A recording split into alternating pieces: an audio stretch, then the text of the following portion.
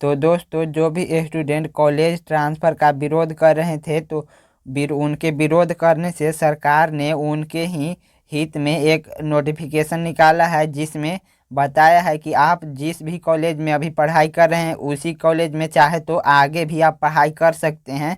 और इस नोटिफिकेशन में सारा कैसे कैसे आप फॉलो करेंगे नियम, ताकि आप जिस कॉलेज में हैं उसी कॉलेज में रह जाएं। तो देखिए, सबसे पहले हम आपको नोटिफिकेशन पढ़ के बता देते हैं। यहाँ पर दिया हुआ है, 11वीं कक्षा में राज्य के डिग्री महाविद्यालयों में पढ़ रहे विद्यार्थियों 12वीं कक्षा में यदि चाहें तो मात्र अपने महाविद्यालय में नामांकन का विकल्प भर सकते हैं। किसी अन्य महाविद्यालय में नामांकन हेतु विकल्प नहीं भर सकते हैं। इसमें बताया गया है कि जो आप जिस महाविद्यालय में अभी पढ़ रहे हैं उसी महाविद्यालय में पढ़ना है, तो सबसे पहले आपको ये दिखाई दे रहा है OFSS का पोर्टल। इस पोर्टल पर जाकर आपको 10 कॉलेज अभी भी चुनना है, और 10 कॉलेज में यदि आप जिस कॉलेज में अभी पढ़ाई कर रहे हैं उसी कॉलेज में रहना है, तो सबसे पहले उसी कॉलेज में रहना है तो आपको जो जिस कॉलेज में अभी पढ़ाई कर रहे हैं उस कॉलेज को पहले नंबर पर चूज करना है, ताकि आप उसी कॉलेज में रह जाएं। यदि आप दूसरे कॉलेज में या स्कूल में जाना चाहते हैं तो पहले जिस भी कॉलेज या स्कूल में जाना चाहते हैं उसको रखिएगा। लेकिन अभी आपको 10 कॉलेज जाकर चुनना पड़ेगा OFS के पोर्टल पर।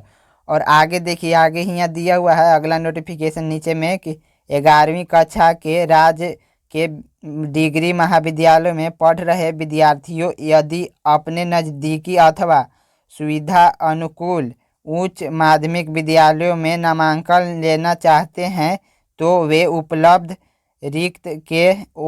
रिक्तियां के आधार पर अपने निकटतम उच्च माध्यमिक विद्यालय में अपनी सुविधा अनुसार नामांकन लेने हेतु विकल्प भर सकते हैं।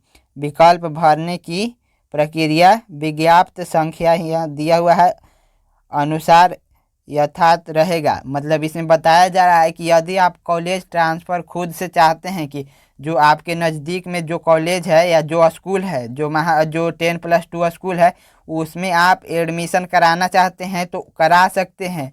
उस पर जाकर आपको OFSS के पोर्टल पर जाना है और 10 स्कूल चुनना है।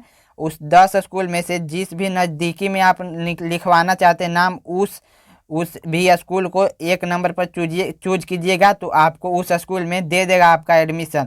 तो ये बताया इस दूसरा नोटिफिकेशन में यही था कि आप अपने नज़दीकी जो स्कूल कॉलेज है उसमें भी जाकर एडमिशन करा सकते हैं। और इसमें बताया गया है पहला में कि आप जिस भी महाविद्यालय कॉलेज में पढ़ाई कर रहे हैं उसी में रहना चाहते हैं, तो उसमें भी आप अपना कॉलेज को चूज कर लीजिएगा। जिस कॉलेज में अभी पढ़ाई कर रहे हैं उसी कॉलेज को सबसे पहले चूज कीजिएगा, तो आपको उसी कॉलेज में रहने दिया जाएगा। और यदि आप दूसरे कॉलेज बदलना चाहते हैं तो पहले कॉलेज में जिस भी स्कूल में नाम लिखाना चाहते हैं उस स्कूल को चूज कीजिएगा। और नीचे देखिए दिया हुआ है, उपरोक्त मद्देनजर समिति के प्रकाशित विज्ञापन के अवलोकन में 11वीं कक्षा के राज्य डिग्री महाविद्यालयों में पढ़ रहे विद्यार्थियों के नामांकन हेतु OFSS का पोर्टल को बंद कर दिया गया है तथा आगामी 2 दिनों के पश्चात अंकित संशोधन के साथ नामांकन की सुविधा समिति के पोर्टल के माध्यम से उपलब्ध होगा।